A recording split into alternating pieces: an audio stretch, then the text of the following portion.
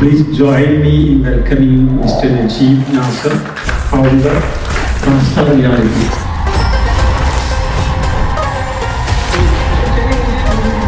Najib sir, a few words about it.